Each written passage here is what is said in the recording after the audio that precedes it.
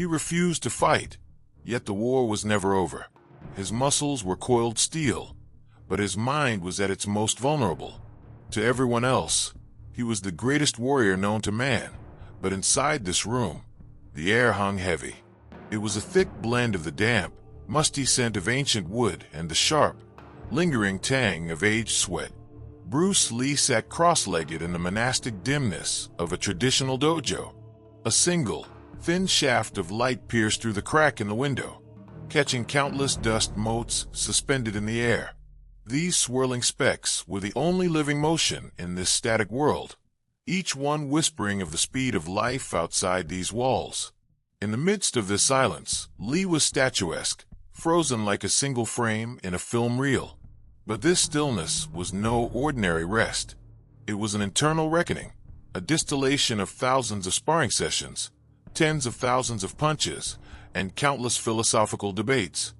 Deep in the recesses of his mind, there was an invisible fracture that defied physical laws. His body was, without question, a perfect machine. The speed of his strike was legendary, his discipline iconic.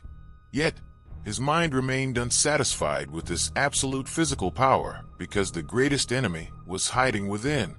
A profound question deepened the silence. Why did a man at the peak of the world feel such restlessness beyond his physical victories? Early in his career, he had challenged the rigid forms of traditional Chinese martial arts, finding them restrictive, a barrier to true self-expression. He had blended the intense discipline of Wing Chun with the fluidity of Western boxing and fencing to create Jeet the way of the intercepting fist. His philosophy was built on using no way as way, having no limitation as limitation. He believed he had to be like a river, constantly reshaping itself, rather than a slave to form. He believed he had reached the pinnacle of self-mastery. But was this merely a belief, or the beginning of a new dogma? A voice echoed in his mind. The greatest success brings the greatest pressure. The world expected the image from the silver screen, the fast, ruthless, perfectly formed fighter. These expectations were quietly walling him into a prison. He used discipline to try and escape, but the bars weren't made of iron. They were forged from abstract thought. The cold light hitting the wooden floor revealed even the slightest tension in his facial muscles. His eyes were closed, but his mind was cycling through thousands of scenarios, techniques, and arguments.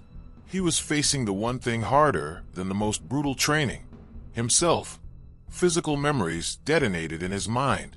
He wasn't moving, yet his body burned. Every muscle fiber, once the concrete proof of his discipline, now felt like a traitor. Short, sharp flashes of years of lethal training battered his brain. For a moment, he felt that unbearable ache in his hip, followed by the phantom sensation of bones grinding just seconds before a fist met its target. He had forged his body like a sword, sharp, fast, deadly. But a sword is only as good as the intention of the one wielding it. A perfect punch could actually block the next, better punch. His eyes remained shut, but his vision was flooded with the bright lights of past fights. He had repeated every kick, every technique hundreds of thousands of times, until muscle memory made him the fastest man alive. But now, that very memory formed the walls of a new cell. If a fighter only repeats learned forms, he becomes a slave to them. The core philosophy of Jeet, formlessness and adaptability, was being rejected by this rigid mental structure. The tempo accelerated. The pressure in his chest mounted.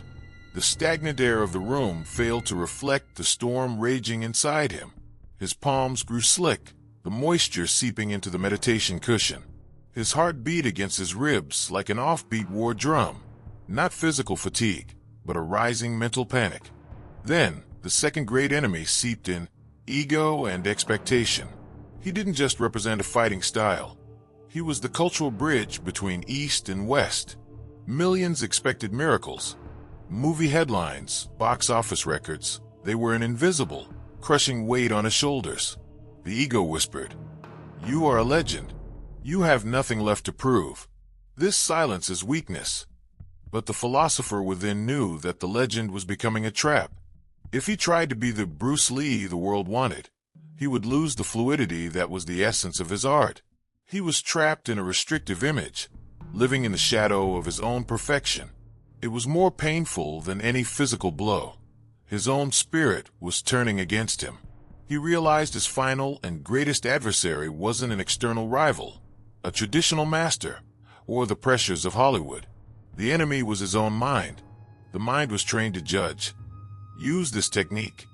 That wasn't fast enough. This form is wrong. Judgment killed reaction. If a fighter thinks or judges during the action, he has already lost. True mental superiority lay in not thinking. He aimed to be empty, to allow the flow of the moment. But the mind resisted. Years of accumulation, habits, fear, hesitation. These were the chains his own psyche had forged. Cold sweat trickled down the back of his neck. His breath became irregular. He was in the center of the universe's greatest battle. The ultimate discipline was to silence the mind, to set it free. But the mind was a cruel master that loved control. Then, the mental storm slowed, dying down like a sudden wind. Thoughts began to drift away, bringing a clarity akin to the view after a dense fog lifts. He was no longer fighting. He was merely observing. The immense tension uncoiled, every muscle fiber finally releasing the burden it had carried for years. In this serenity, even the cold, damp smell of the wood became bearable. There was only one movement drifting in from the outside world, the thin, bluish smoke of incense burning in the corner. He watched it rise. The smoke had no agenda. It drifted gently through the dim air, shape-shifting like a dancer. 1 second it was a vertical line. The next, it was scattered by a slight draft from the window. Yet it never resisted. It became whatever the environment demanded. Watching that smoke, Lee reached the ultimate wisdom he had sought for so long. Years of effort had been about throwing the hardest punch, the fastest reaction. But that rigidity had locked him in a prison of perfection. Traditional arts tried to turn water into ice, hard, but brittle. The smoke showed him the truth. Flexibility lies not in rigidity, but in flow. Empty your mind. Be formless, shapeless, like water. Water, when put into a cup, becomes the cup. When put into a teapot, it becomes the teapot. Lee realized the power of water lay in its refusal to resist its own form, taking instead the shape of its container. Water can drip, and it can crash. It is not restricted, it does not judge, it simply is. This was the secret of mental supremacy. To merge with conditions rather than resist them, to reach the point of zero resistance. This wasn't just a philosophy for combat, but a discipline for existence. The very foundation of his legacy. The goal was no longer to defeat the opponent, but to offer no form for the opponent to defeat. Discipline wasn't about learning techniques, but preparing the mind to be absolutely nothing in the moment of action.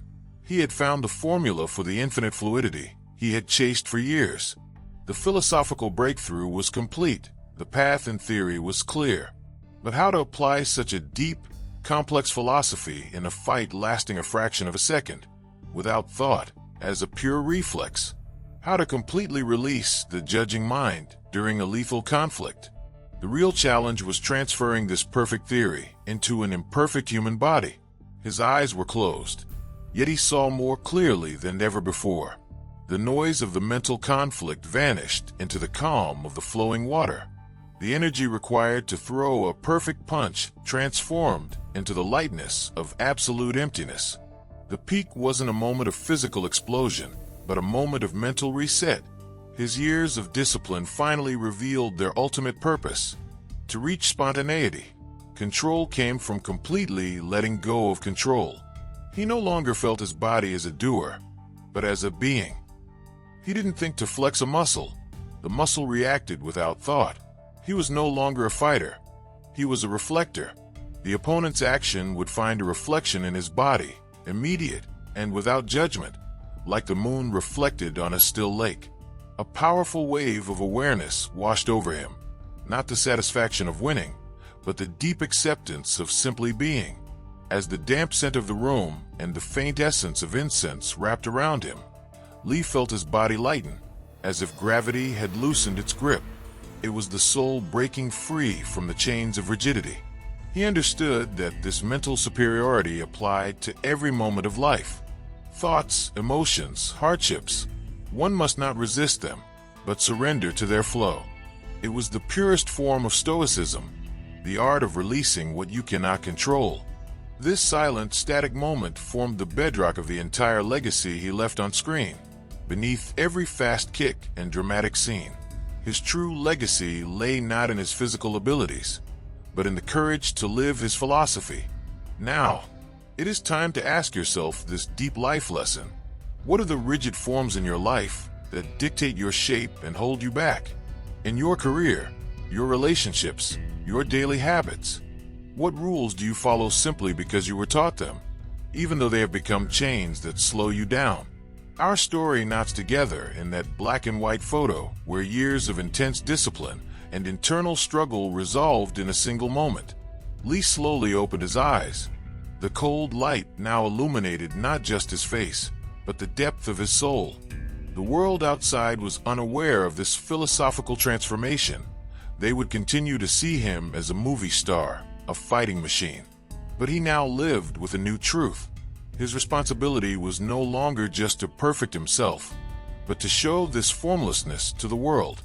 Despite this moment of peace and enlightenment, Lee did not yet fully know that the weight of philosophy is far heavier than the weight of a punch, and the world was impatient to test him.